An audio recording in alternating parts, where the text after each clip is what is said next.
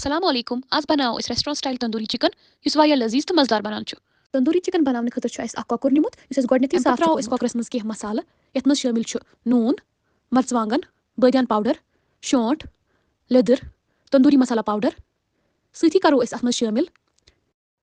सरक तो अख बाउल जामदुद यम सारी मसाल रलवित थावन इस कोकुर मैरिनेट करने खतर 1 घंटस तान अम पत करवन इस ओवन प्री हीट 20 मिनटन खतर 200 डिग्रियन पे